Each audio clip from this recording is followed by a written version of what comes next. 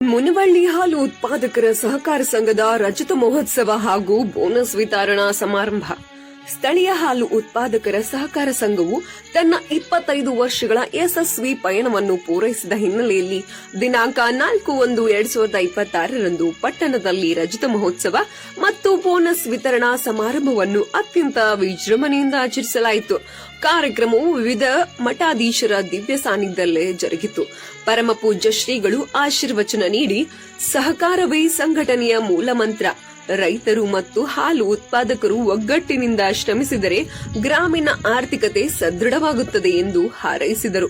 ಹಿರಿಯ ಮುಖಂಡರಾದ ಪಂಚನಗೌಡ ದ್ಯಾಮನಗೌಡರು ಅವರು ಕಾರ್ಯಕ್ರಮದಲ್ಲಿ ಭಾಗವಹಿಸಿ ಮಾತನಾಡಿ, ಸಂಘವು ಬೆಳೆದು ಬಂದ ಹಾದಿಯನ್ನು ಶ್ಲಾಘಿಸಿದರು. ಸಂಘವು ಕೇವಲ ವ್ಯಾಪಾರವನ್ನಷ್ಟೇ ಮಾಡದೆ ರೈತರ ಹಿತರಕ್ಷಣೆಯನ್ನು ಮಾಡುತ್ತಿರುವುದು ಹೆಮ್ಮೆಯ ವಿಷಯ ಎಂದರು. ಬೋನಸ್ ವಿತರಣೆ.